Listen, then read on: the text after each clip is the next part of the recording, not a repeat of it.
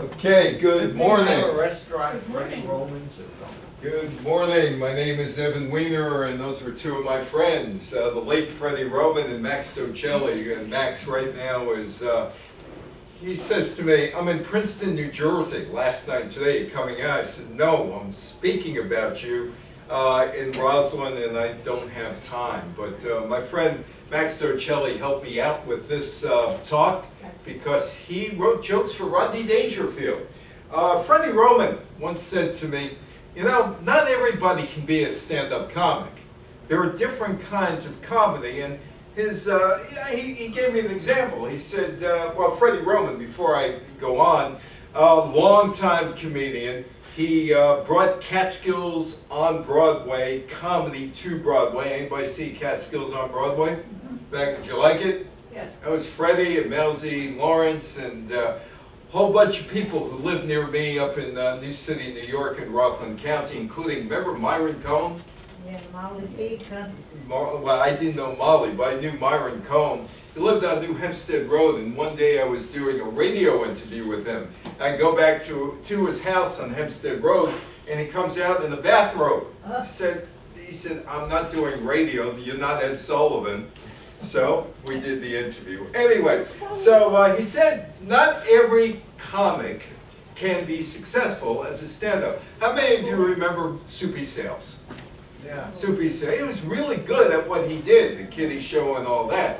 But Milton Suckman, while he was great at improv, as Freddie said, he was a lousy comic, an absolute lousy comic. Freddie was the dean of the Friars Club, and after Soupy Sales died, the Friars Club paid for Soupy Sales' funeral. Soupy was beloved by everybody. Everybody loved Soupy. Billy Crystal, that guy in the middle. Ever hear that guy in the middle, Melvin Kaminsky? I think his name professionally is Mel Brooks. Oh, yeah. Ever hear of Mel Brooks? I think so. You think so? Did he do anything? No, Mel Brooks? not. Mel He didn't. Brooks, He yeah. did nothing. Goodish. 2,000-year-old Yeah, man. Mel Goodish. Brooks, yeah. Goodish, right? Right. Yeah. Good. And see, I picked up a Yiddish word that I haven't thought of in years and years. And Jerry Seinfeld. Well, why are Jews so funny? Well, I don't know. I mean, I have a relative who I'm going to talk about in a minute who you probably heard of. But in 1978, Time magazine claimed that 80% of all stand-up comics in the United States were Jewish. And this time, Jews only made up 3% of the population. The psychologist Samuel Janis told a meeting of the American Psychological Association that Jewish humor is born of depression and alienation from the general culture. For Jewish comedians, comedy is a defense mechanism to ward off aggression and hostility of others. But Mel Brooks, you know, this guy Kaminsky, he came from Brooklyn, from Williamsburg, as a matter of fact. He said, hey, if they're laughing, how can they bludgeon you to death? Do you recognize that guy in the middle? Familiar, but I He's can't. familiar, but you don't. Well, the two kids there are my kids, and this is about 25 years ago. A guy in the middle is Jerry Stiller, Right, oh, yeah. my cousin Jerry, Oh, who was not the funniest Stiller. My grandmother was the absolute hysterical funniest Stiller. But there's a lot of humor in my family. Jerry, his son Ben, his daughter Amy, who's a writer. The Jewish comics, actors and writers. 2013 survey from the Pew Institute Research Center, Portrait of Jewish Americans, found that humor is one of the main qualities that 4 in 10 of the nation's 5.3 million religious and cultural Jews say is essential to Jewish identity. How many of you are Jews in here? Are there any goyim in here? That's it, huh? That's it. Is humor essential to Jewish life? Yes or no? yes. Yeah, I mean, my family, the Stillers, are hysterical. There are other hysterical people, including this guy at the end. And if you can't see the guy at the end, that's Rodney Dangerfield. What was his line? I don't get no respect, right? Yeah. Did he ever get respect? Like my wife, yeah. No, that's Henny Youngman, take my wife. Take my wife, please.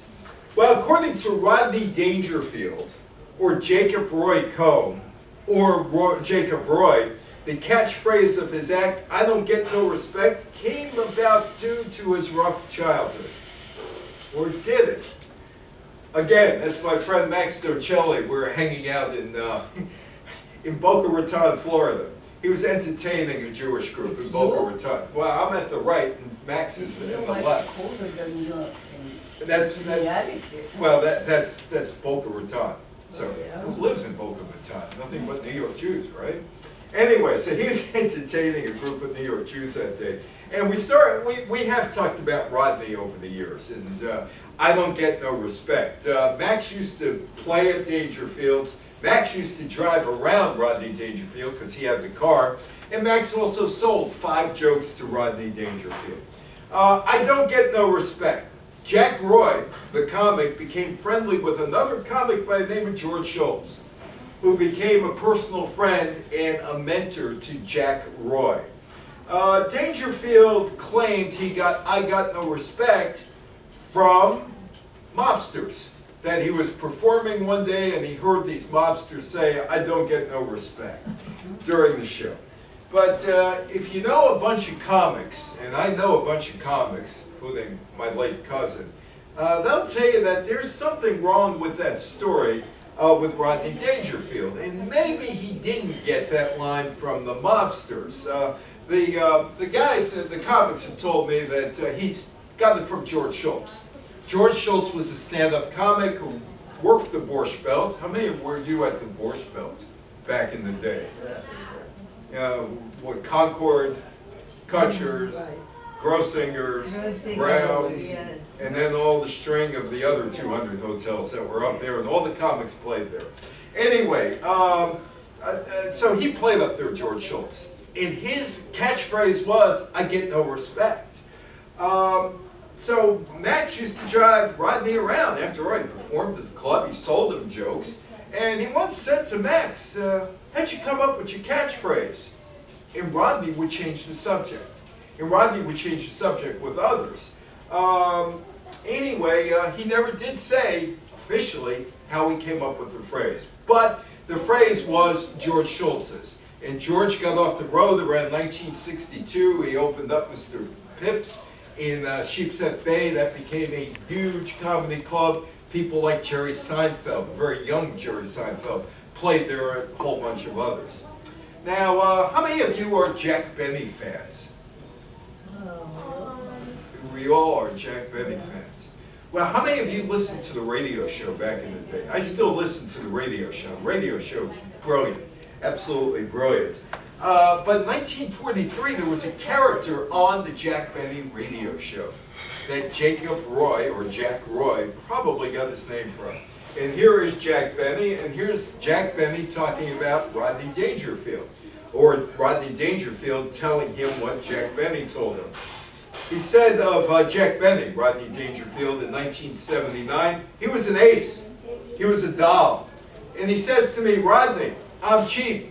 I'm 39. Remember, he was always 39. And was he cheap, Jack Benny? It's always cheap. That's my image. But your no respect thing, that's into the soul of everybody. Everybody can identify with that. Everybody gets cut off in traffic. Everybody gets stood up by a girl. Kids are rude to them, whatever." He says to me, every day something happens where people feel they didn't get respect. So he goes from Jacob Roy to Rodney Dangerfield because audiences didn't like Jacob or Jack Roy.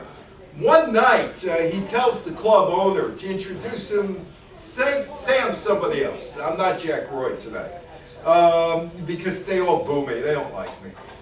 So the owner of the club comes out, and he's thinking about, what should I call him? All of a sudden he says, "Oh, and here's Rodney Dangerfield."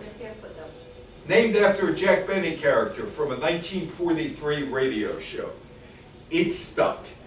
He was an overnight success. Became a regular on the Ed Sullivan Show. As his success grew, he used his fame to discover and launch careers of other comics, including Jerry Seinfeld, Jim Carrey, Roseanne Barr, Sam Kinison, and Tim Allen. Now, I don't know, this is a crowd that really doesn't watch The Daily Show. Do you know who Jon Stewart is? You know who Jon Stewart is. Well, Jon Stewart was in the great line of Jewish satirists, and he hosted The Daily Show. But before there was Mort Sahl, and Mort Sahl was a Jewish satirical artist who was credited with making caustic political and social satire popular in stand-up comedy. How many of you remember Mort Sahl? Did you like him? Yeah? No? Okay. He'd walk on stage holding a rolled-up newspaper. He liked to riff on the headlines of the day in extended improv monologues. At a time when comedians tended to steer clear of politics, he took aim at politicians, and he was known to end his sets with the line, "Are there any groups I haven't offended?" He influenced another Jewish comedian by the name of Lenny Bruce, who would take Saul's freedom style and cutting satire to crude new heights. Government's records showed that the FBI director, J. Edgar Hoover, thought that Mort Sahl was a very sick man. And the fact that, you imagine that the FBI director has nothing else to do but, hey, I'm watching this comedian, he's a very sick man. He might be funny, but he's a very sick man. And feels that, and he kept close tabs on Saul's jokes about them. You imagine, I'm going to the comedy club. Why are you going to comedy? Well, we want to see what he's saying bad about us, right? Anyway, he believed that Saul and Lenny Bruce were receiving material from communist sources. And there's Lenny Bruce being arrested in Manhattan. In America of the late 1950s, Lenny Bruce emerged as a leading proponent of what was called sick humor. I don't know if you remember Lenny Bruce, but and I've seen videos because I was little when he passed away, but he referred to himself as a sick comic. Do you remember that, Lenny Bruce? Anyway, the term referred to comics who stepped out beyond stock jokes to poke fun at the rigid conventions of American society. And Lenny Bruce denounced racists and bigots. He'd have a ball today, wouldn't he, with Tucker Carlson, right? And perform routines that focused on societal taboos, including sexual practices, drug and alcohol use, and specific words considered unacceptable in polite society. He became famous for using forbidden language. He was often arrested for public obscenity, including in Manhattan of all places, in 1964. How many of you know George Carlin? Yeah, George Carlin was in the same circuit as Lenny Bruce, and he started out as a straight, clean comic, and he watched Lenny Bruce, and all of a sudden he came up with routines like the 7 dirty words you couldn't say, among other things. And this is Jon Stewart, who was on The Daily Show for a long time. Jon Stewart, the most trusted name in fake news, screamed down an NPR website story on him. He expressed opinions nightly on The Daily Show, which constantly ranked among the top programs for 18 to 34-year-olds. His quick wit, biting satire, took the once obscure fake news show and made it into an influential voice in American humor and politics. But before all these guys, whether it's Mort Sahl, Lenny Bruce, or Jon Stewart, I think you know the next 3 guys. I'm going to guess you're going to know them. You tell me if you know them or not. Yeah, the Three Stooges. The Three Stooges. Before any comic,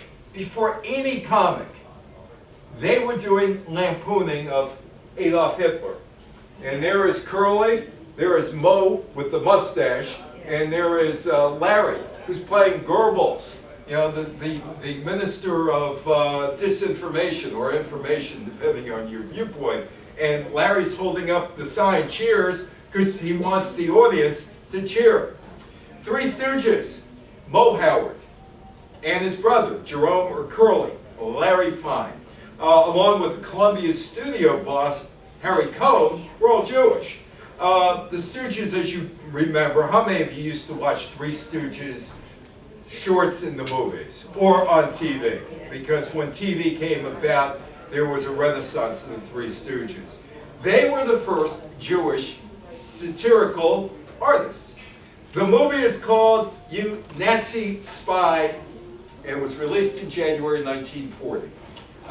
It's significant because it came at a time when many Hollywood studios were trying to placate Nazi Germany, even bowing to Germany pressure to sanitize films that might even be slightly critical of the Third Reich. 1939, there was a spy picture put out by the Warner Brothers that starred Edward G. Robinson, which was the first to take aim at the Nazis. Because the movie studios, and they're all run, not all of them, but most of them were run by Jews, were worried about losing money in Europe. Germany was a powerful market for Hollywood movies, and in the days before the United States entered the war, studio heads feared losing market if they were perceived as too critical for Hitler and his policies. Well, Columbia Pictures didn't care in 1949, and there they are, You Nazi Spy. And that is the first comedic shot at Adolf Hitler. The short includes Moe as a Hitler lookalike, including an on-air, off-air, again, on again, off again, toothbrush, let's start that again, toothbrush mustache in a uniform. Curly is Field Marshal Goldstone, a direct take on Goring. With a touch of Mussolini thrown in. And Larry is the Minister of Propaganda, which skewered Joseph Goebbels, who was Hitler's Minister of Propaganda. The three sport the national emblem, snakes intertwined, backwards swastika. Their country, Moronica. Moronica. Moronica has a slogan, Moronica for morons. A direct parody of Nazi Germany's Germany for Germans, and they repeatedly yelled Heil. So did you realize that the Three Stooges were the first to do satire on Hitler? They were. They were. Vaudeville burlesque film radio stars, Zeppo Marx, Groucho Marx, Harpo Marx, Chico Marx. Well, they were the vaudeville stars. And if you think about it, there were about 40,000 people who were in vaudeville. And if you think of who came out of vaudeville, who came out of like the toothpaste, the Marx Brothers, Jack Benny, George Burns, people like Eddie Cantor, that's a significant, and others obviously, Fanny Brice, that's a significant amount of vaudevillians that made it who were Jewish. W.C. Fields once said the Marx Brothers were the only act he couldn't follow on live stage. He's known to have appeared on the same bill with them only once during an engagement at Keith's Orpheum Theater in Columbus, Ohio, January 1915. At the time, the Marx Brothers were touring Home Again. And it didn't take Fields long to realize how his quiet comedy juggling act was faring against the anarchy of the Marx Brothers. How many of you were Marx Brothers fans back in the day? How many of you watched You Bet Your Life? Say a secret word, the duck will come down, you can win $100. W.C. Fields couldn't compete with them. Fields later wrote of his engagement in the Marxes. They sang, they danced, played harp, kidded in a zany way. Never saw so much nepotism or such hilarious laughter in one act in my life, the only act I could never follow. I told my manager I broke my wrist and quit. And there's Chico and Zeppo and Groucho and Harpo. It was Leonard, who was Chico, who played the piano. He was a con artist. It was Adolf, who would change his name to Arthur because of Adolf Hitler.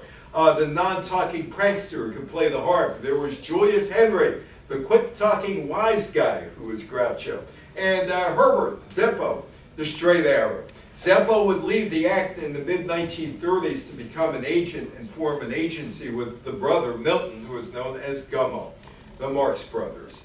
By the early 1920s, the brothers were one of the most popular acts in vaudeville.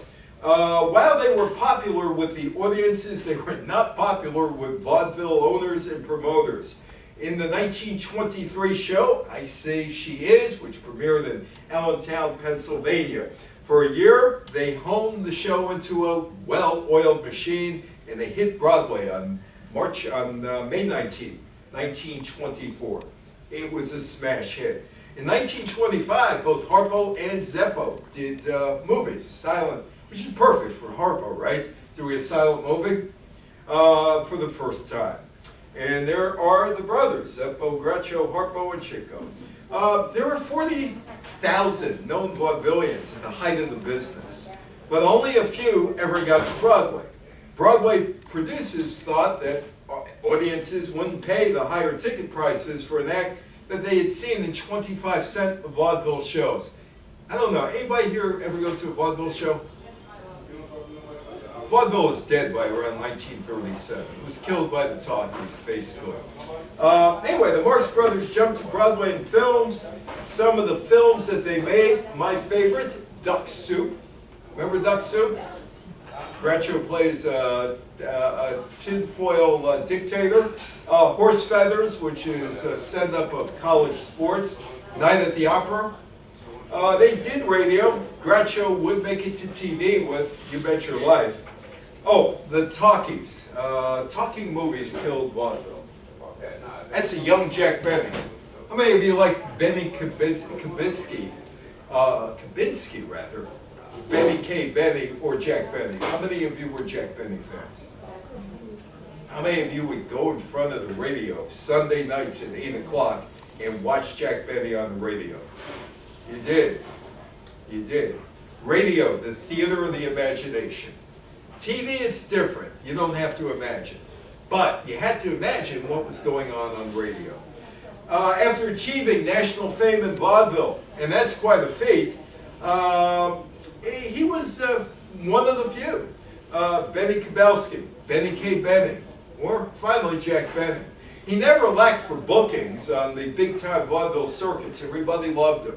He toured back and forth across America and parts of Canada with varying success that depended on the sophistication of the audiences. No doubt he did better in New York and Chicago than he did in Iowa. He was the smart comic of his day. And that's the Jack Benny radio show. Let me ask you, how many of you know the characters? Dennis Day. How many of you remember Dennis Day? Rochester. Phil Harris. Mary Benny. Yep. Jack. Don Wilson. And you probably know that guy on the right, not necessarily for his face, but for something else.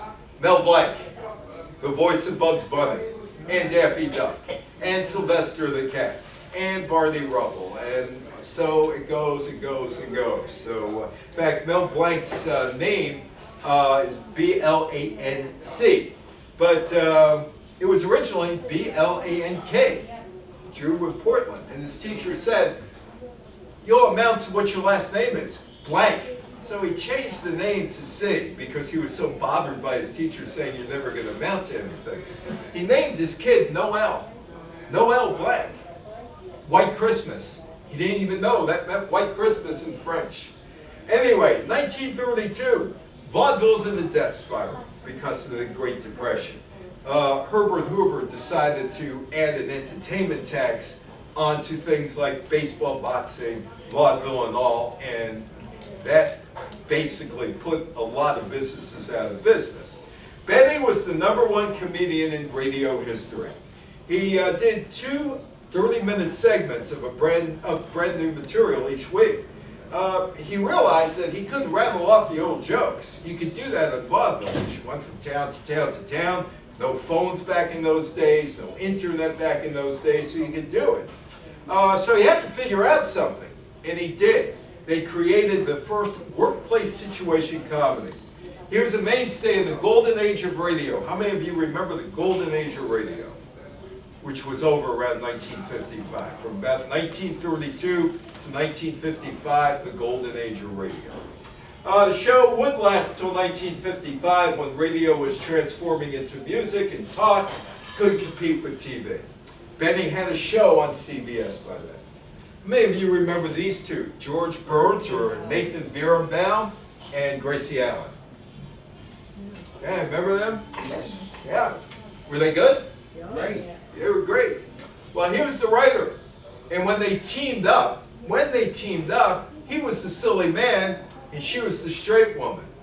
But George Burns, who got his name, he grew up on the Lower East Side, got his name from the Burns Coal Company that used to deliver coal to the buildings. He said, oh, Burns, that's a good name. That's what he changed his name to, George Burns.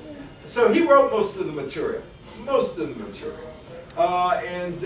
he realized that, hey, Gracie is getting the laughs, so why don't we just flip it? And they did. On the radio show, George would say to Gracie at the end of the show, say goodnight, Gracie. And what would Gracie say? Good night. Good night, Gracie. Good night, Gracie. Roland and Martin's Laugh-In TV show, 1960s and 70s, would see the host, Dan Rowan, use the line talking to his partner, Dick Martin. Say good night, Dick. Good night, Dick. How many of you remember Harry Ritz? Harry Ritz. Ritz Brothers? You remember them? One Ritz brother. Harry. That was Harry. Harry Ritz. The funniest man ever. Nobody under the age of 65 today remembers Harry Ritz. Nobody. But according to a lot of comics, he was the funniest guy going. Here's this guy, Melvin Kaminsky again. In the 1970s, Esquire published the feature. Mel Brooks says, this is the funniest man in the world, Harry Ritz. And you don't even remember him, but don't feel bad about not remembering him because most people have no idea who he is today. As far as I'm concerned, said Brooks, Harry Ritz was the funniest man ever. His craziness and his freedom were unmatched. There was no intellectualizing with him. Just hope there were no pointy objects in the room when he was working, because you were down on the floor, spinning, out of control, laughing your brains out. Harry Ritz put me away, always. Remember Sid Caesar? Of course. Okay. Sid Caesar probably borrowed from Harry Ritz. Sid Caesar said, this man gave comedy a whole new dimension. Harry was an innovator. His energy and sensibility opened things up for all of us. He had to be the funniest man of his time. Remember this guy, Jerry Lewis? Yeah, Jerry Lewis. How many of you saw him up at the Borscht Belt? He used to play Browns, among others. Anyway, Jerry Lewis said, Harry was the teacher. He had the extraordinary ability to deny himself dignity on stage. Harry taught us that the only thing that mattered was getting a laugh. Whether you did it with a camel or with two rabbis humping a road map, Harry spawned all of us. We begged, borrowed, and stole from him. Every one of us. Without him, we wouldn't be here. That is the Ritz Brothers, putting on the Ritz. Still don't remember them, huh? Still don't. You do remember them now. You do. The recognition Harry received as top banana among the three Ritz brothers was relatively scant and short-lived. During the heyday of the late 1930s and 40s, his particular brand of comedy was not thought of as art. And when it came to list the immortals of that period, no one thought to include Harry's name among them. Today it's difficult to find anybody under the age of 40 or 50 who ever heard of them. Three Stooges made a revival, but Harry Ritz and the Ritz Brothers never did. The Impressionist, Will Jordan, pointed out that the shtick from others that borrowed from Harry. Danny Kaye, how many of you remember Danny Kaye? Do you like Danny Kaye? No. He did a gibberish routine, right? Got it from Harry. Milton Berle's way of walking on his ankles. Who did he get it from? Remember Milton Berle, right? Well, he got it from them. Jerry Lewis's cross-eyed and dumb look. Where did he get it from? Stole it from Harry. Jackie Gleason's In Away We Go walk. Stole it from Harry. And everyone's German professor.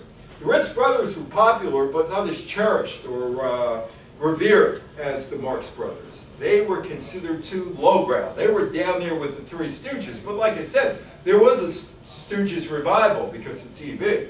The Ritz Brothers' brand of slapstick just didn't translate to future generations like the Three Stooges.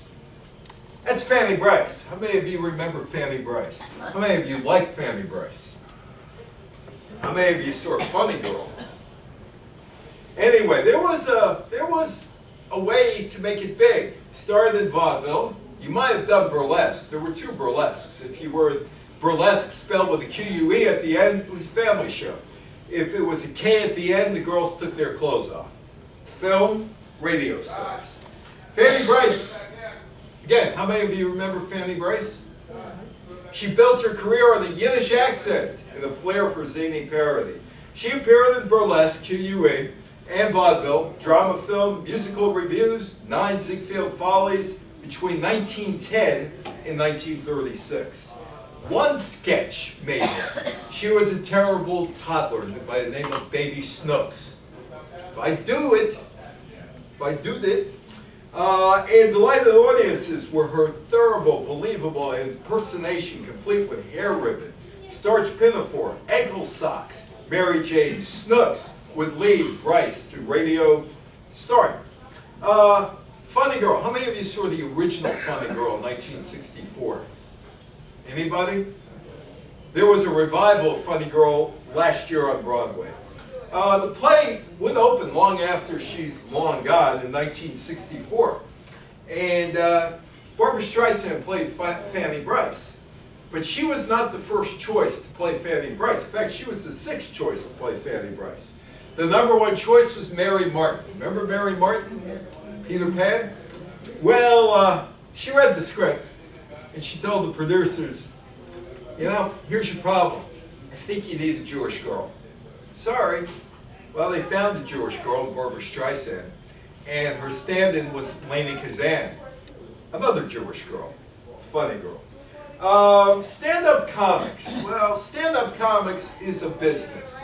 It was part of a vaudeville show way back when, but now individual stand-up comics stand out. The founders of a modern American stand-up comedy include Jack Benny, George Burns, Milton Berle, all came out of vaudeville. They spoke directly to the audiences in front of a curtain, performing in as one. When I played the side lounge at Kutcher's, I never got to the main hall, the big room. I never did that, but I did the side lounge. The Borscht Belt. The Borscht Belt. You went to the Borscht Belt?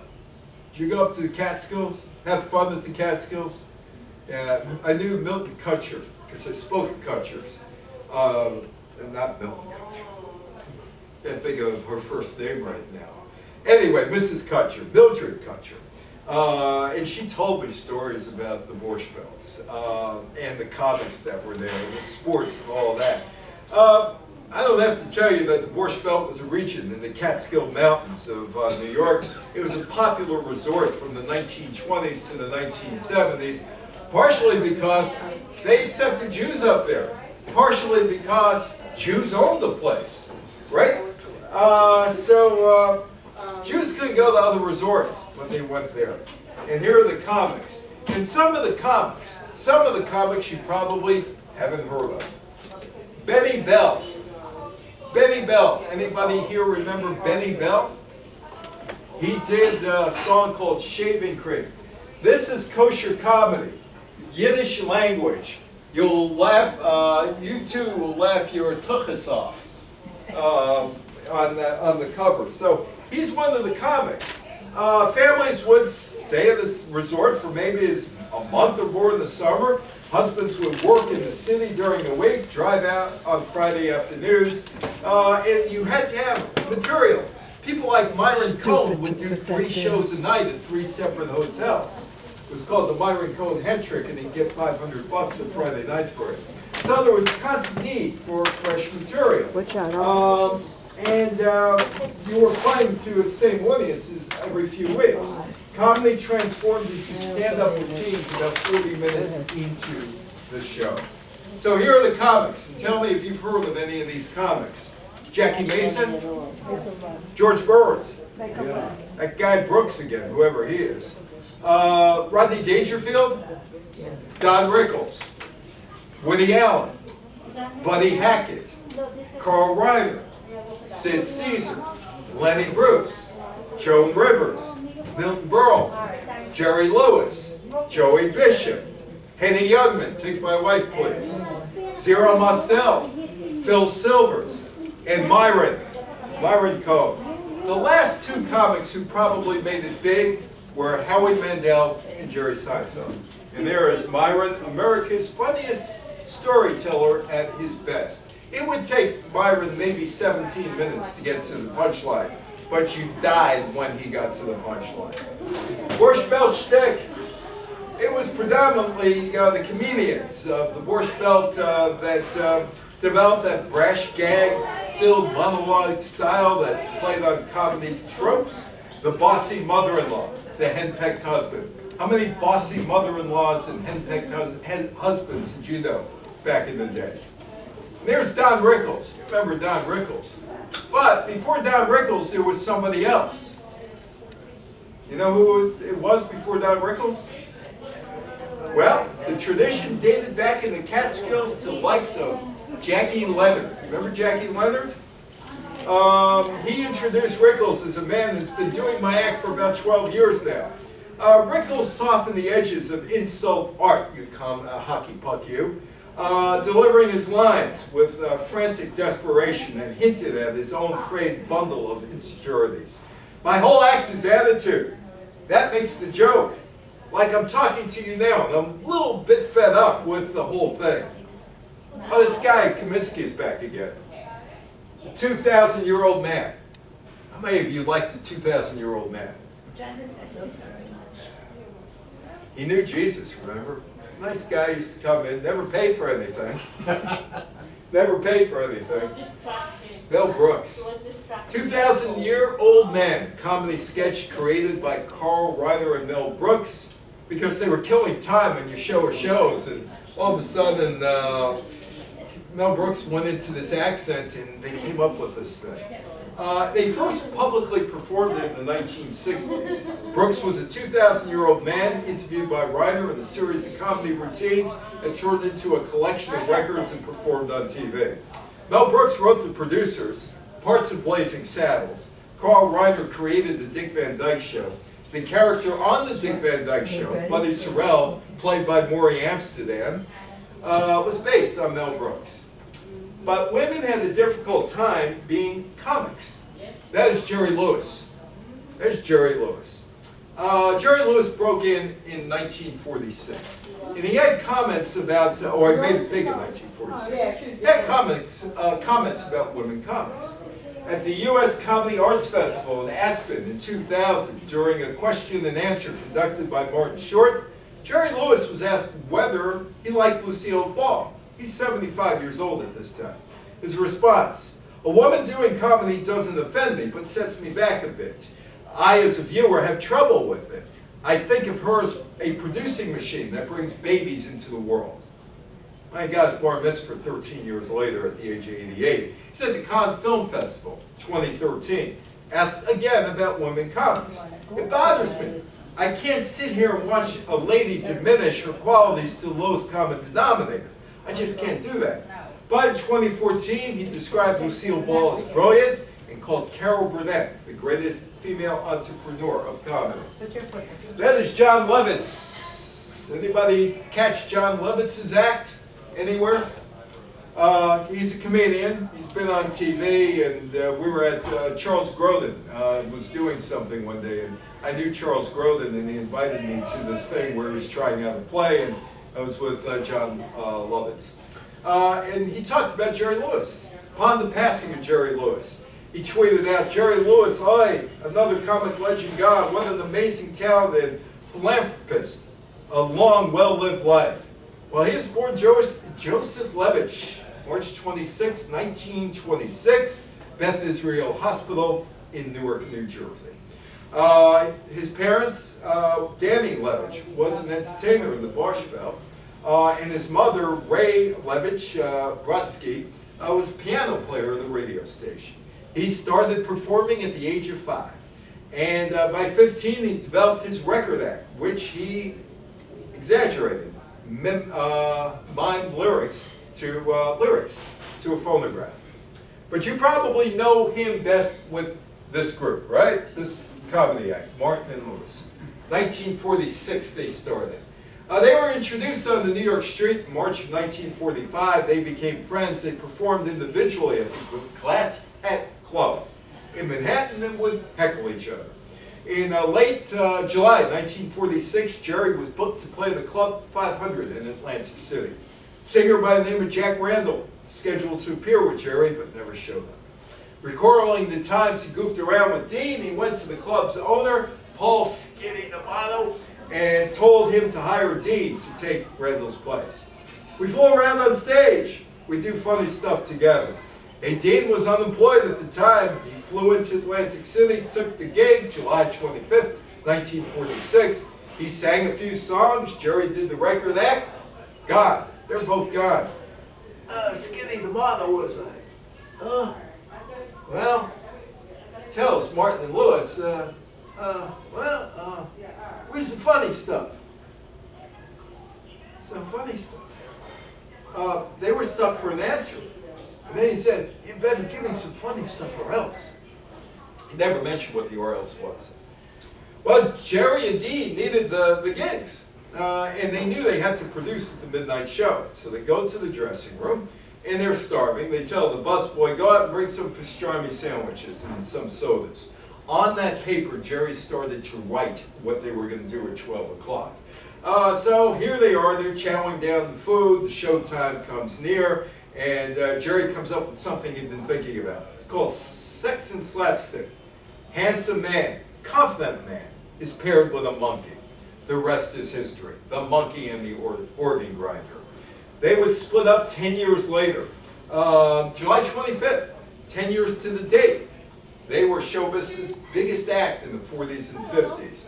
But Dean he didn't like that Jerry was controlling the act. And he wanted to return to his solo career. Lewis told People magazine in 2002, I broke up the act. Dean hurt desperately, and I was feeling guilty of not seeing it sooner. Jerry Lewis says Professor Kelp in the 1963 Nutty Professor.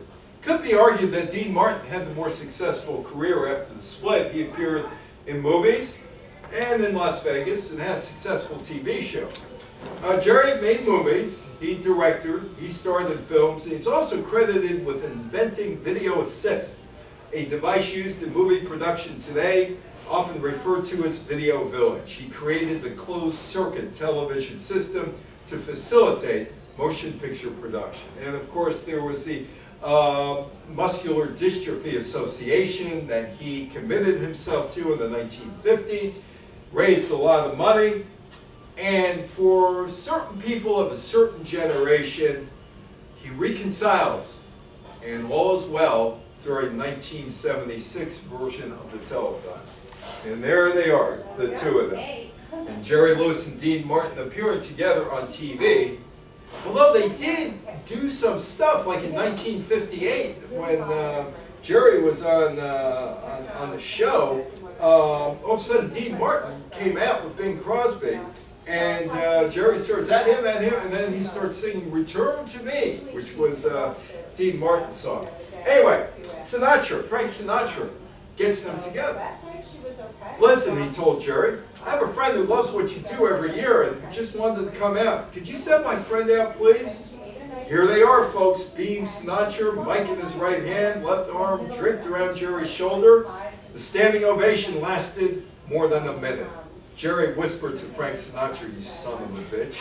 He's looking for something to come up with. And he said something like, so, you've been working lately? They were never close after that, but respectful. Anybody remember Jean Carroll? Nobody remembers Sadie Zegman? You probably saw her on TV.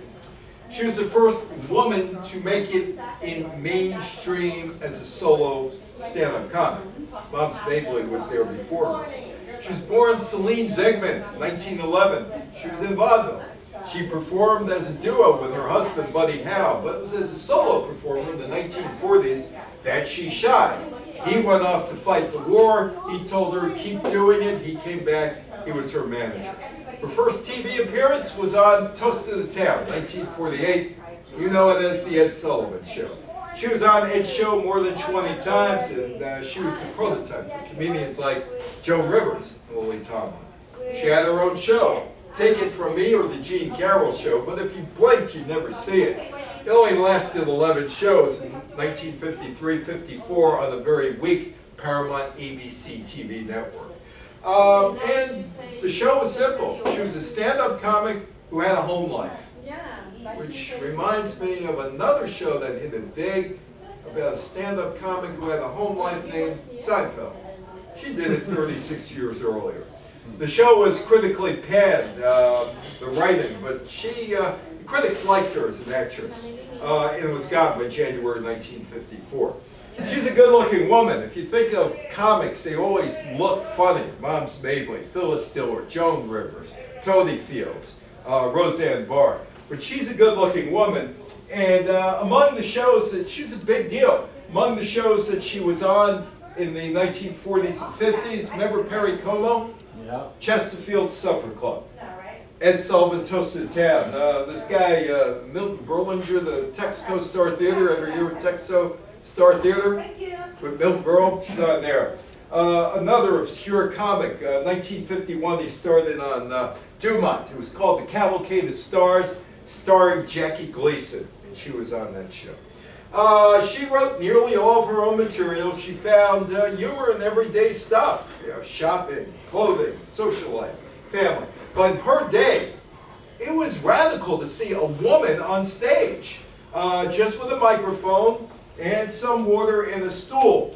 That wasn't the case. She was attractive. She appeared on stage in a shimmering evening dress. She had diamonds. She wore a mink. But the monologues were being driven crazy by her spouse, her husband, and her children. Alan King, remember Alan King? He used to be driven crazy by his wife, right? And he finally did a routine at the end of his life, Alan King. Outlived by the wife. Anyway, confused the audiences. They couldn't deal with the fact that, wow, look at that, there's a woman on stage. But she would set the stage for Phyllis Diller and Joan Rivers. That's me, that's my friend Frank Carney, who was involved in the early days of cable TV.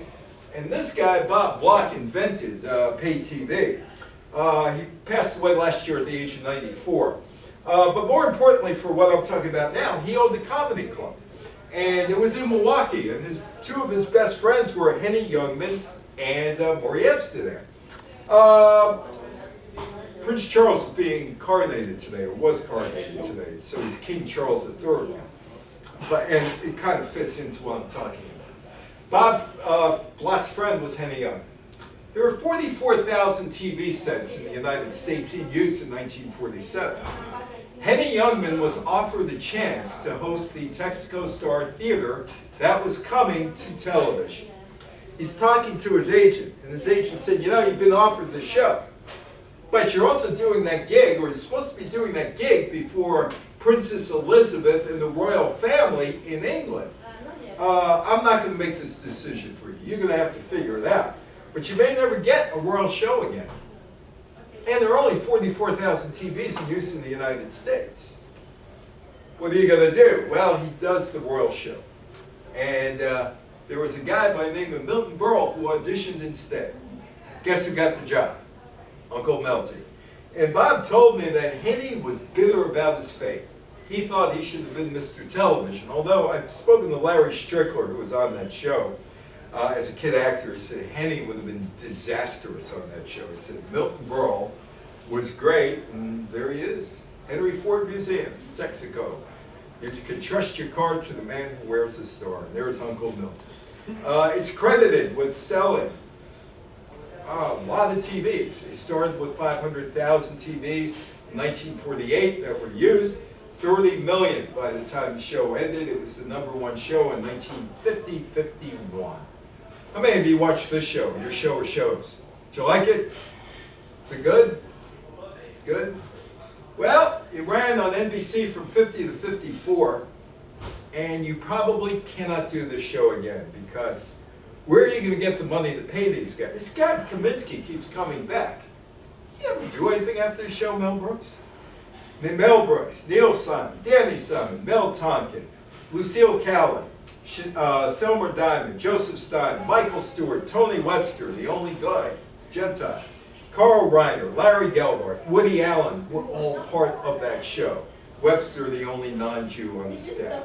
Your show of shows ended up being a Broadway play called Laughter on the 23rd Floor. They were virtually all successful when the show ended. Carl Reiner stated that the time he spent on your show of shows was the inspiration for the Dick Van Dyke Show. Your show of shows also inspired the 1982 movie, My Favorite Year, produced by that guy again, Mel Brooks, and the play in 1993 by Neil Simon, Laughter on the 23rd Floor. Here's Woody Allen.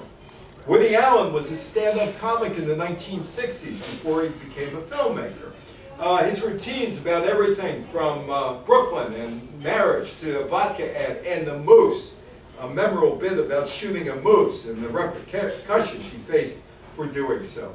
His contemporaries included this woman, Jo Malinsky. Now, you either loved or hated Jo Malinsky. There's no in between.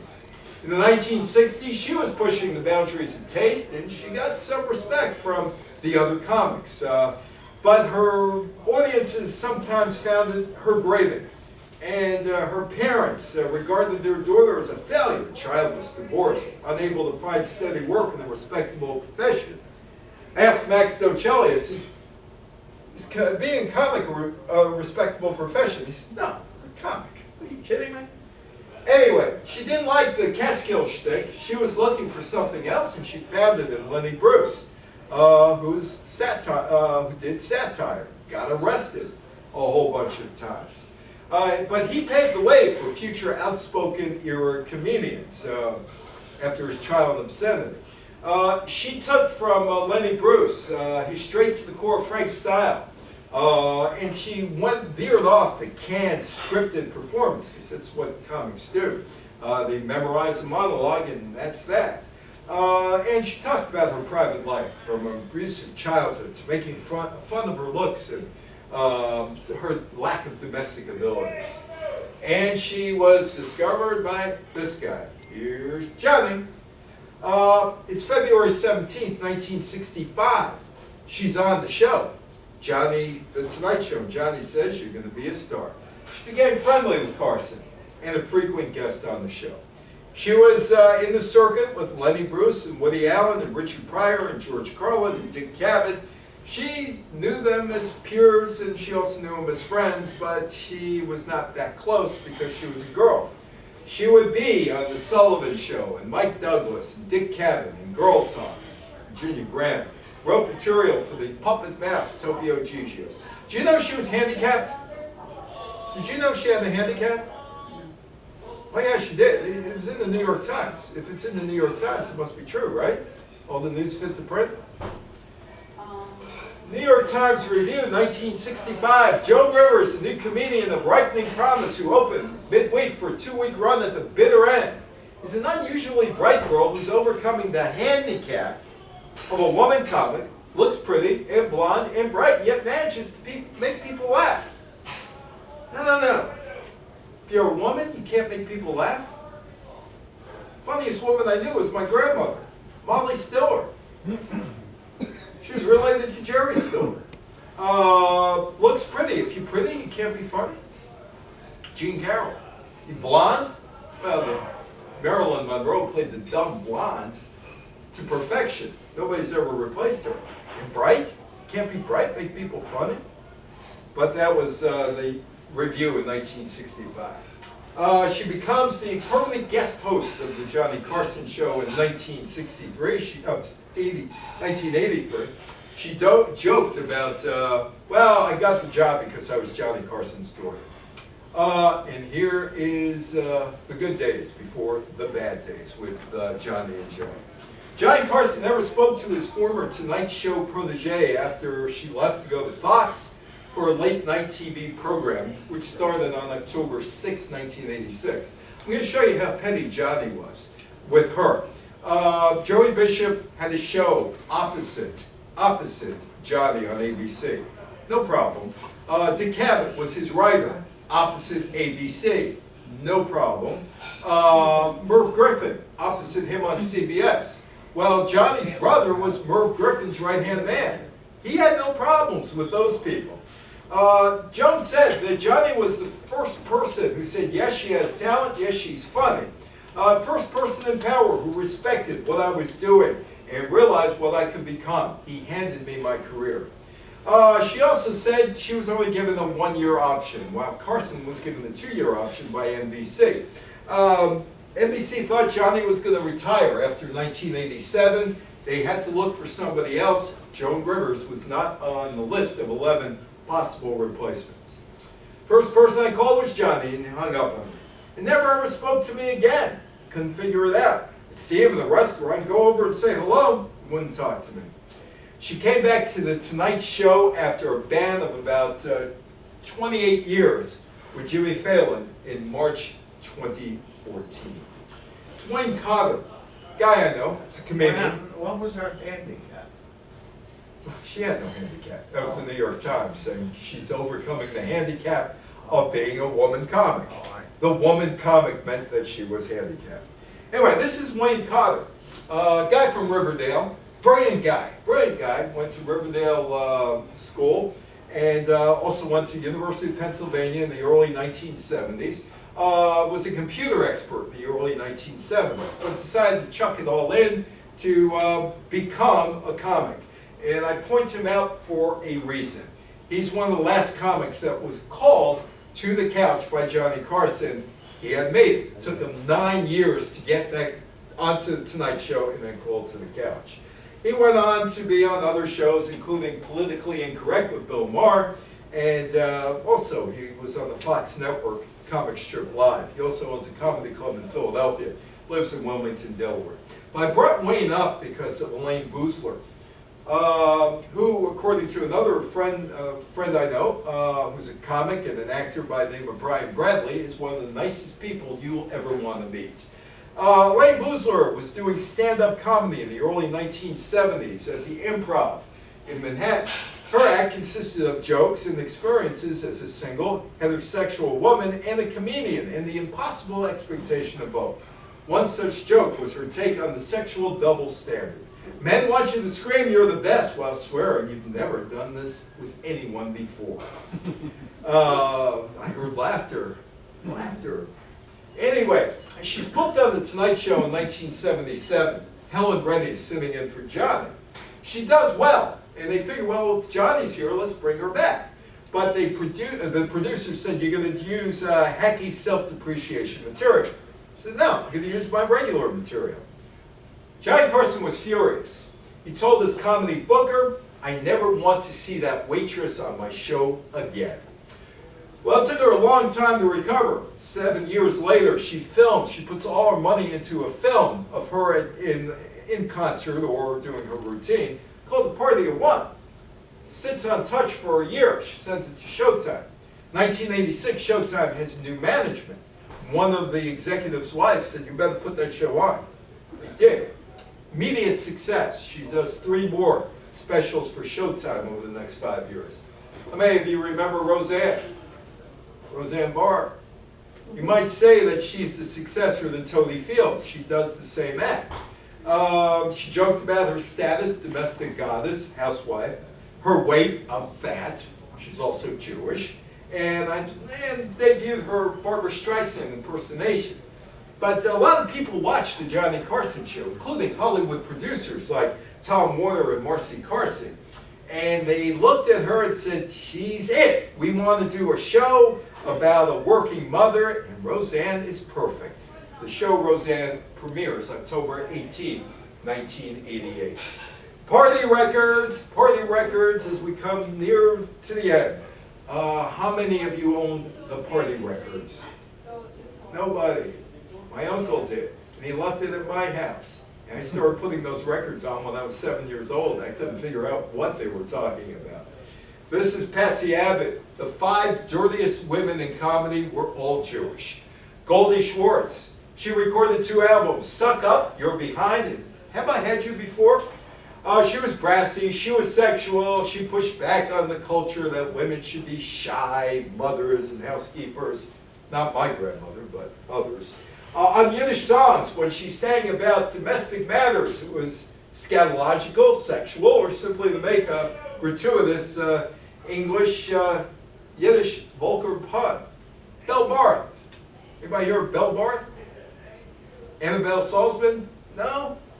The customer comes first. I could blow the whole network with one word. She inspired Bette Midler. She narrowly escaped trouble with the law because all of her punchlines were in Yiddish, except for one case. She was on the vaudeville circuit in the 30s and 40s. She did impressions of Sophie Tucker and Al Jolson, Gypsy Rose Lee, but she realized, hey, there's a growing field being raunchy stand-up comics, and that's what she did. She recorded some albums, including If I Embarrass You, Tell Your Friends. She worked in New York, Miami, Las Vegas, Los Angeles. She's arrested in 1952 in Miami Beach. Who was in her audience in Miami Beach in the winter of 1952? New York Jews, right? In Miami Beach, they went to Junior's and Wolfie's. Many of you went to Wolfie's, by the way. Right, that's where they went. She told the joke in Yiddish, and the Vice Squad, they knew Yiddish, arrested her, fined her $25. Ruth Wallace, her album, Boobs, her greatest hits, Ruth Shirley Wall. She was legit. She was out there with Isham Jones and Benny Goodman, but she decided in the 1940s, let's switch to risque, satirical songs with double entendres. She once toured Australia. She brought her records with her. The Australians busted her, took her records away. That just got more people to come out to see her in Australia. My old Facebook friend, Rusty Warren, Knockers Up. Anybody ever hear of Rusty Warren? Rusty Warren. Eileen Goldman. Her comedy was so outrageous, she was banned from radio and TV with Knockers Up. Yet she managed to sell 4 million copies of Knockers Up without radio and TV help. Her name, Eileen Goldman. She went to the New England Conservatory of Music around 1954. Her first free summer, she decided to entertain in small lounges. Then she got her teaching degree. Her musical mentor at the time was Arthur Field. Party Records, Pearl Williams. She's doing what comes naturally. She's on stage. Hecklers yelling at her. Your jokes are horrible. And she said, I'll go. She became a hit. She's had 9 best-selling records. But they weren't welcomed in the Catskills. Nope, they weren't welcomed up there at all. Even though they were as dirty-minded as Buddy Hackett or the truly vulgar Tubby Boots. They weren't welcome because they were girls. They played in Miami Beach, and they also played in New York and Toronto, the late-night slot where people were drunker and rowdier. Patsy Abbott had her own club in Miami. Barth and Williams played the smaller rooms at noted hotels like the Fontainebleau and nightclubs that were stringed below the Latin Quarter and El Morocco in New York. Barth also performed at Carnegie Hall. Seinfeld, too New York, too Jewish.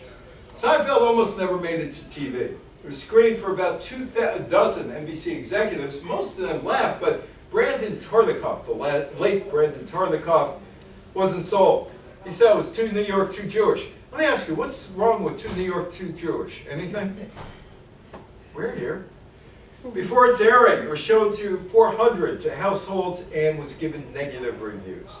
Warren Littlefield, the second in command at NBC Entertainment, recalled in the history of pilot reports, Seinfeld got to be one of the worst of all time. It finally aired on July 5th, 1986. Didn't do too poorly, coming in second in its time slot. But, and the TV critics said, yeah, it's okay. But it didn't get going in 1989-90.